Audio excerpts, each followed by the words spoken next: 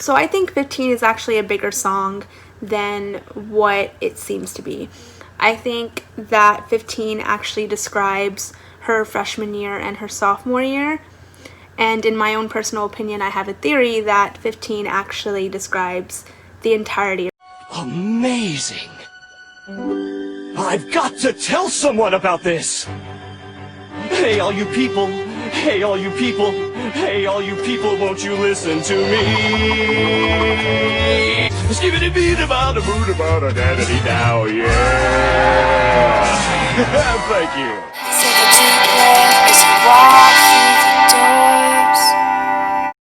Hey guys, welcome back to my channel. Thanks for tuning in another Thursday for the Taylor Swift timeline. Don't forget to click the subscribe button and the little notification bell. Tune in every week. Today we're going to be talking about Chapter 2, her time in high school from 14 years old to 16 years old, and her experiences that happened. Let's get right into it. August of 2004, she's 14 and she's starting the 9th grade. She moves to Hendersonville, Tennessee to pursue her music career dreams even further. I want to remind people that there's two Drews in Taylor's timeline. So the first one is Tim McGraw Drew, and that was the one that she actually dated. She was in a relationship with. He was a senior and she was a freshman. There's also another Drew, Teardrops on My Guitar Drew, who she liked but never told, and who was with another girl at the time. Her message in that song was, "He will never know," but she knew that she was going to name Drew, so I'm not sure if it was really about him or if it was about somebody else, but there's two different Drews. So in Hendersonville, Tennessee, when she's a freshman in high school, she writes the first verse of 15, right? So you can see that 15, as well as the songs after that, really set the scene and describe this moment in time in her life. So the first verse of 15, talking about walking through the doors, it's your first day, and hoping you'll meet one of those senior boys whom we can chew and say, "I haven't seen you around before." And Drew was that senior boy that was ready to date her as a freshman. And, you know, you sit next to a redhead named Abigail, and soon enough you're best friends. And so that's the verses of her freshman year of high school when she's 14 in the 9th grade. She also writes another song called Welcome Distraction, and it makes sense because the song is about how she didn't expect to fall for this guy and she wasn't looking for love or trying to fall for this guy, but fighting it is no use and she might as well just embrace it, which makes perfect sense because when she moved to Tennessee, it was to pursue the dreams of becoming a musician and not letting anything get in her way. And then she meets this guy, and he's so great, he's so perfect, he's such a distraction, but she's welcoming it. And there's another song called Under My Head that's also written, and it has the line, "Your name next to mine," which is the same line in Welcome Distraction. And then the second verse in 15 kind of continues to set the scene. You're on your very first date, he's got a car, you're feeling like flying, and you're thinking he's the one. It just all sounds so whimsical and magical and perfect. And there's another song called Till Brad Pitt Comes Along. Do you remember the day I leaned up against your car? Pretty girl couldn't see you, wishing every road would lead to Brad, until Brad Pitt comes along. And this guy and this experience is so great that it would take Brad Pitt to leave you, you know? I'll just keep loving you until Brad Pitt comes along. And so there's another song also continuing this great storyline of this great love called Made Up You. And Made Up You is a song saying how everything is so, that she loves this relationship so much that she couldn't have thought of a better somebody even if she made him up. She's very much in love. She's very head over heels for this person. And I think it is Drew. Fall of 2005 would have been her freshman talent show where she allegedly performed our song according to the VH1 storytellers. And then October of 2004, her manager at the time, Dan Dymtrow, reached out to Scott Bruchetta for a first time meeting to arrange to meet Taylor. So it's two managers talking about a potential first meeting in the near future to meet with Taylor. It's just a conversation that happens. I will be referring to Bruchetta throughout this entire timeline just for timeline's sake, but I will be mispronouncing his name, and that's all I'll say about that. And then October 2004, after they reach out to each other, the Sony Songwriter Agreement is also developed, but it wasn't put into effect until a month later, November 1st of 2004. And then the next day, November 2nd of 2004, Bruchetta goes ahead and meets Taylor for the first time. Sony Songwriter Agreement that was developed in October of 2004, made effective November 1st of 2004. It was officially signed 2 months later, January 20th of 2005. So Taylor's in the middle of meeting different label executives and in the middle of trying to switch record labels. So you can see at 14 that she's very that she knows that she's not going to be able to get as far as she wants to be able to get with RCA Records, and so she's in the middle of weighing different record labels and trying to switch over, hence meeting Bruchetta for the first time November 2nd of 2004. On November 5th of 2004, a couple of days later, you can see that she's writing about that experience, doing some label hunting and trying to get signed with another record label. She writes a song called Wait For Me, which I'm not sure who or what it could be about, because she was in this relationship where she's described in previous songs as so great with such a good guy, because Wait For Me is a song about not being over a guy but liking another guy and just hoping that he'll wait for you. So it may be about like record labels, like you're already signed with a record label but you're trying to meet other record labels, and Bruchetta is like, I want to sign you but I don't have a record label yet. And maybe Taylor wrote this song like Just Wait For Me, or it could be about like another guy romantically in her life. I'm just not sure, but that's definitely a song that pops up as well in the early unreleased songs. Lyrics in there, it has the same lyrics: writings on the wall like in Perfectly Good Heart, think of me like in Tim McGraw, and wish that I could touch like in Untouchable. When she was 14, she did leave RCA Records. She left that development deal. What I just find a little odd is that in Tim McGraw, it mentions both him and you, as if they're two different people. So in Tim McGraw, she says, I was right there beside him all summer long, and then the time we woke up to find that summer gone. But the summer of 2004 was the summer before she started her freshman year of high school. And in 15, she says that it's her first day at school and she runs into a senior guy saying, I haven't seen you around before. So either she met Drew in the summer of 2004, like right when she moved to Tennessee, or it's talking about the summer of 2005 coming up. And Tim McGraw was written later after her and Drew had already broken up. If we take Tim McGraw as written before her and Drew broke up, who was the summer person that she spent all summer long of 2004 with if she hadn't gone to school in Tennessee yet? If you is Drew. That's my question, and that's why I think Tim McGraw was written later, at a later point. December 13th of 2004, she turns 15. I think that at that point, winter of 2004, is when she met Jordan. We'll start to see in the songs coming up that Jordan was a very back and forth, on and off, mean, toxic relationship. So met Jordan in the winter 2004 because in a later on song called Love to Lose, it says met on a winter night. Now there's also a song called Superman, which we know to be on the Fearless Deluxe album. So a line in Superman is loved you from the very first day, which is the same secret message as Dear John later on, loved you from the very first day.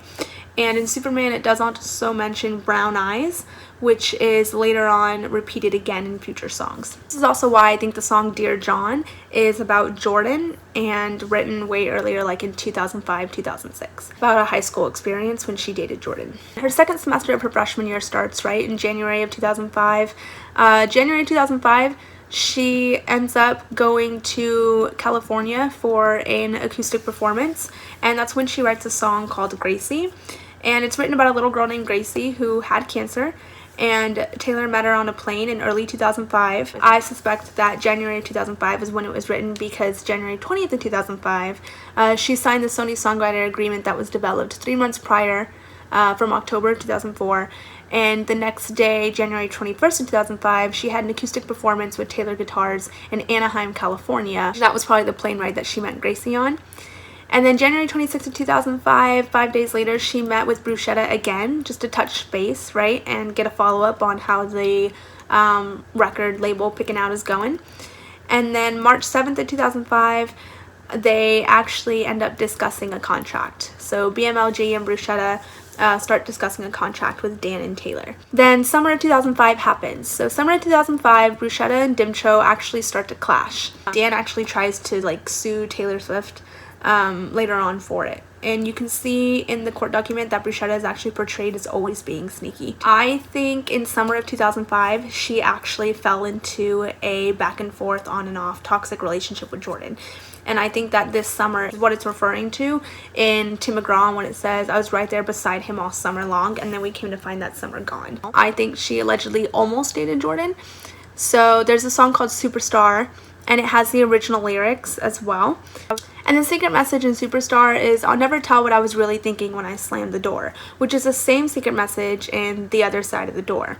Then there's also a song called My Cure, and again it talks about brown eyes, which is also mentioned later on in a song called Fall Back on You. In My Cure there's also the line Fall Into You, kind of like in Jump Then Fall. Song called Songs About You.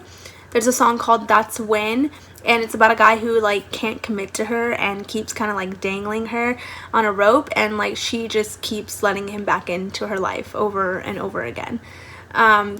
And there's a song called Stupid Boy, a song called Jump Then Fall, as we know, and the secret message is last summer was magical, so it's talking about a summer relationship and how it was magical. This Is Really Happening is also another song that was written. This Is Really Happening, it has the lyrics, wishes on planes we thought were stars, and later on there's a song called I Wished on a Plane.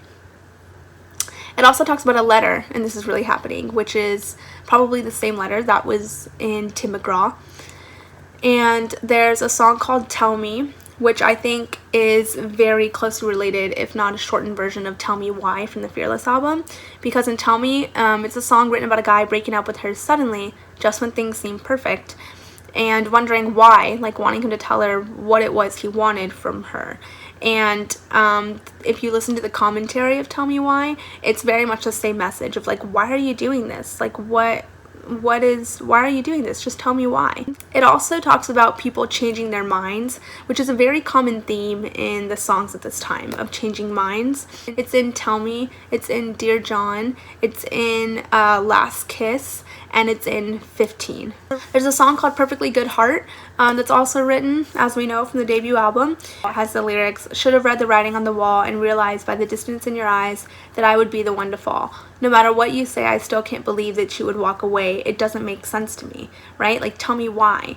And it also reminisces kind of the same lyrics as in Wait For Me. There's a song called Acting Like a Boy, but it's also been registered as Aching Like a Boy. It's a song about a guy she's been dating that's been sending her mixed signals. It reminds me of the secret message, if you keep playing these games, we're both going to lose, which is the secret message in Forever and Always. And then there's a song, of course, called Tell Me Why. And the secret message in Tell Me Why is Guess I Was Fooled by Your Smile.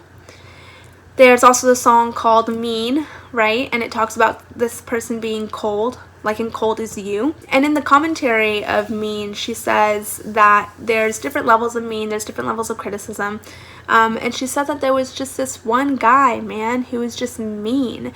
And it sounded like she was talking about less than a professional spar she had, like with a review critic, and more like a personal experience. And I think it was actually about Jordan. There's a song called Forever and Always, right? The secret message, if you play these games, we're both going to lose. She says that it was actually added last minute to the album. I think that it was actually recorded last minute and added to the album, but I don't think that it was the last song that was written for the Fearless album. There's also a song called Cold As You, and the secret message is Time to Let Go. In Cold As You, she mentions Perfect Day, which is the same lyric in Tell Me Why. There's also that song called I Wished on a Plane, and it's a song about thinking she must have accidentally wished on a plane, thinking it was a star, after the relationship she was in didn't work out. It's interesting because in I Wished on a Plane, it says, perfect love story except the ending, which is kind of the entire theme of Love Story. Maybe Love Story is actually about this guy Jordan,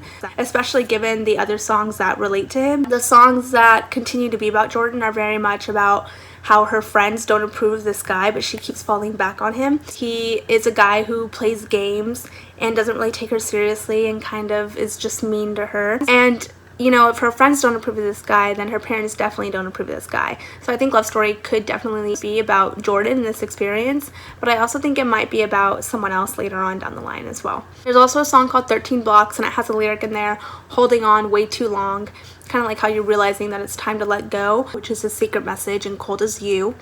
There's another song called Fall Back on You, about a guy who she keeps falling back on and he keeps falling back on her.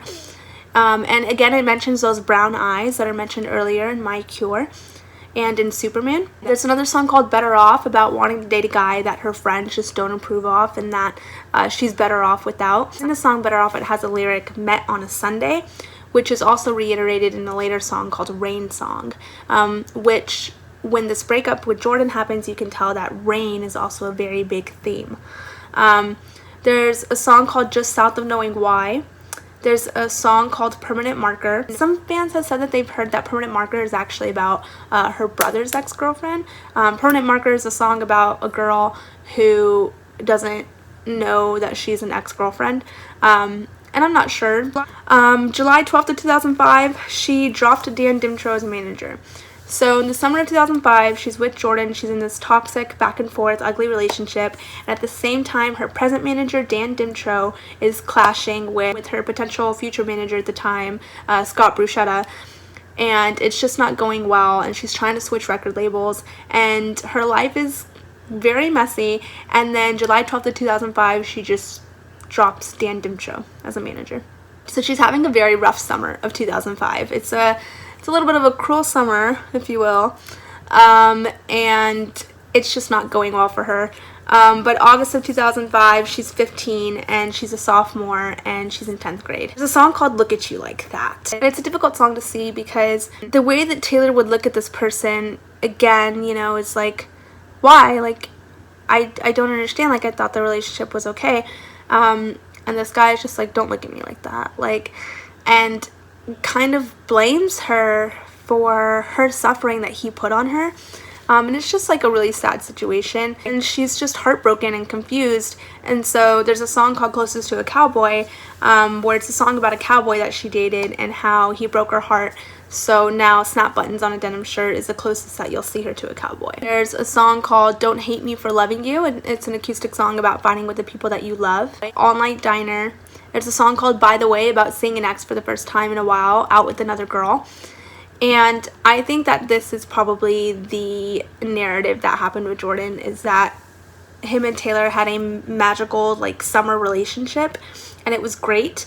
And then he might have had a girlfriend already who was maybe away for the summer, or maybe he also liked another girl but they started dating during the school year. I'm not quite sure. By the Way is about seeing that ex for the first time out with another girl. And there was a news article released at some point about Taylor's high school years, about this guy who she wanted to date, but he was into somebody else, and they actually had like a confrontation at the lockers, which actually sounds like the scene that's portrayed in the unreleased song Battle Let's Go. I'm not sure. It does sound a little bit reminiscent of, you know, being 17, a little bit like Betty and Cardigan and a summer relationship, and I'm not sure. So it does involve the story of a summer relationship and more than one woman being involved in this story. There's a song called You're Not Sorry, and the secret message in You're Not Sorry is she can have you. And You're Not Sorry, it has the lyric, nothing to left to beg for, like in Forever and Always. There's also the song called Down Came the Rain. It's told from her point of view about a relationship ending and how heartbreaking it is seeing them with someone else. And it's an emotional thunderstorm where there's nothing but pouring rain down on you. So the breakup songs that are attributed to Jordan, you can see have a very big theme of rain going on. There's a song called Rain Song, and it talks about that same Sunday afternoon that's referred to in Better Off. And there's a song Last Kiss. Secret message in Last Kiss is Forever and Always. It talks about July 9th, which alludes to a summer relationship. It talks about, again, the changing of minds. We can allude that Taylor and Jordan actually broke up September of 2005. So I think Taylor and Jordan had the summer relationship of summer of 2005, and then by September saw a month of tears and thanking God that you, Drew, were not here to see me like that. I was right there beside him, Jordan, all summer long, and then we found that summer gone. And that's why I think Tim McGraw was actually written probably a little bit after this. So summer of 2005, by this time Taylor and Jordan are broken up. And then summer 1st of 2005, Bruchetta finally creates BMLG, which Taylor signs with. So I think 15 is actually a bigger song than what it seems to be. I think that 15 actually describes her freshman year and her sophomore year. And in my own personal opinion, I have a theory that 15 actually describes the entirety of Taylor. So in 15, in the first verse, Taylor's talking about having her first day of her freshman year of high school and talking about friends she hasn't seen in a while. And right there, right off the bat to me, is like either she made friends in the summer, like right when she moved to Tennessee. So Taylor's always said that 15 is a song written about her freshman year of high school. When she started her freshman year of high school, she was only 14. And 15 didn't come until her sophomore year of high school. Now, you walk through the doors, it's the morning of your very first day, and you say hi to your friends you haven't seen in a while. When she moved to Tennessee in the summer of 2004 when she was 14, she hadn't made friends yet. She didn't know anyone in Tennessee. So friends you haven't seen in a while could be her sophomore year, or I'm not sure where those friends might have come from the beginning of her freshman year. I know from personal experience, after being in a relationship with somebody who is mean and won't tell you why and can make you feel small, it makes you feel like you should just like stay out of everybody's way, like mentioned in 15. So I think that that's talking about the effect that dating Jordan had on her, trying to stay out of everybody's way. And then a senior boy that says, you know, I haven't seen you around before. I think that that's probably Drew. On your very first date, he's got a car and you're feeling like flying. I think that that's probably Drew, right? And you're thinking he's the one. And then it talks about your first kiss. In the Speak Now World Tour DVD experience, Taylor says that when you have a first kiss with someone, you never ever imagine having your last kiss. And I think her first kiss might have been Drew, and it makes your head spin around, kind of like the song Spinning Around. You're dating a boy on the football team. I think the experience described in I think Abigail's experience described in 15 is actually Taylor's experience, because it says, back then I swore I was going to marry him someday, but I realized some bigger dreams of mine. I think that that's definitely talking about Drew, because he was so great and he was so perfect, but at the time she was switching different record labels and quitting RCA Records. I realized some bigger dreams of mine. And then Abigail gave everything she had to a boy who changed his mind. And changing minds is a big theme in Taylor's songs at the time. And being in a country music environment, she might not have been comfortable with being so vulnerable in her romantic experiences, and she might have approached Abigail and asked if she could use her as the subject. In 15 it says, when you're 15, don't forget to look before you fall, which is kind of the opposite of the lyric jump then fall, which is a song I think might be about Jordan. I think 15 describes both her experiences of freshman year and sophomore year with both Drew and Jordan. I think Drew was the boy that she swore she was going to marry him someday, and Jordan is the boy who changed his mind. And it also connects with the song Innocent from the Speak Now album, which again talks about changing minds. So minds change like the weather, which is mentioned in Last Kiss as well as Dear John. And in 15, she obviously fell for someone who just changed his mind and who was mean and just wouldn't tell her why. And in Innocent, it talks about if only you had seen what you know now then, which is also echoed in the song 15. And in Innocent, it also has the lyric Lost Your Mind, which is also echoed in the song Dear John. I think all of these songs describe her relationship in summer of 2005 with Jordan. I think she didn't meet him until fall of 2005 and decided to write Tim McGraw. There's a song called Matches, which is connected to the song Picture to Burn, and in the secret message it says Date Nights Boys, which is kind of the opposite of what Mean is about. And there's a song called Love to Lose, and it mentions again Met on a Winter Night.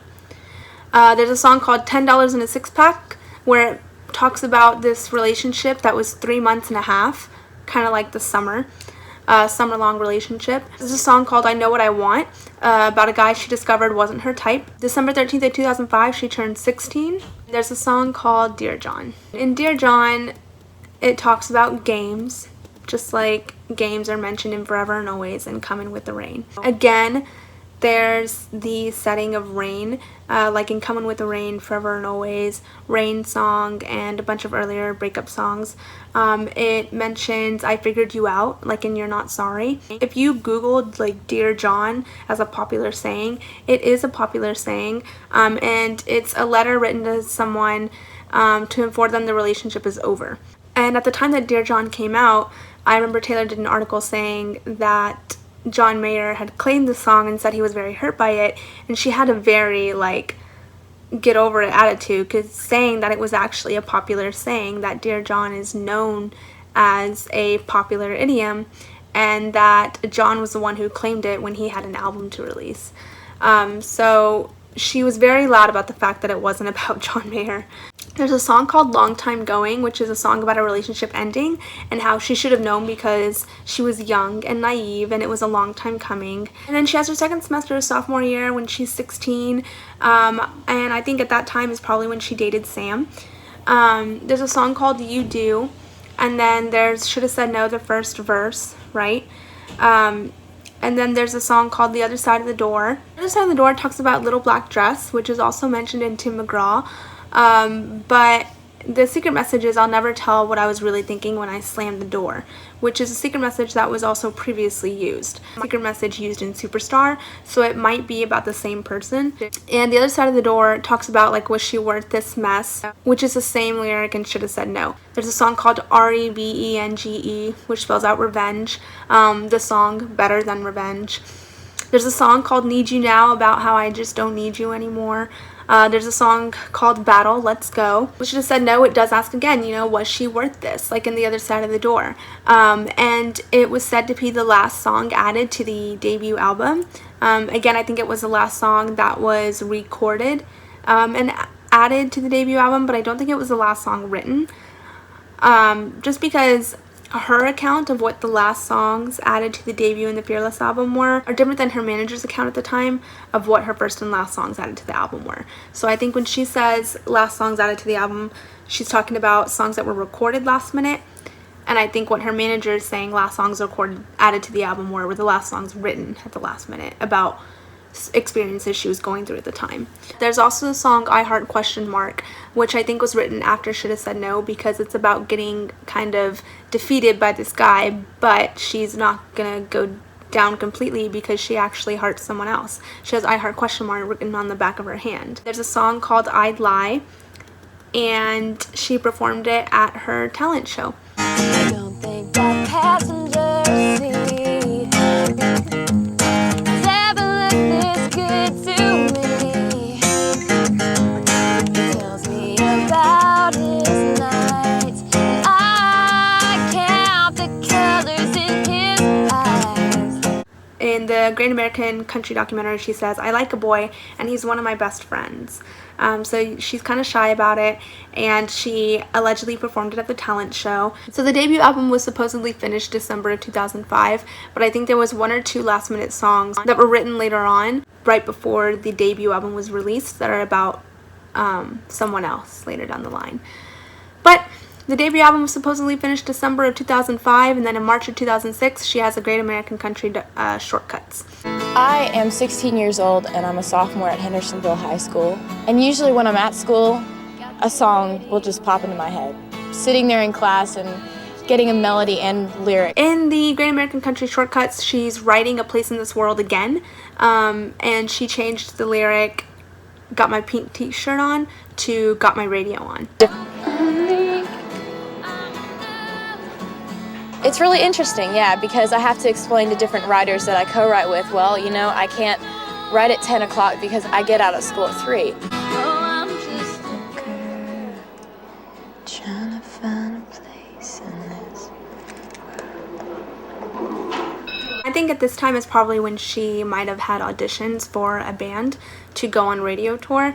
May 27th of 2006, she met John Rich. And John Rich is a guy who later on she wrote The Way I Loved You with. And then June 1st of 2006, Taylor kisses a boy.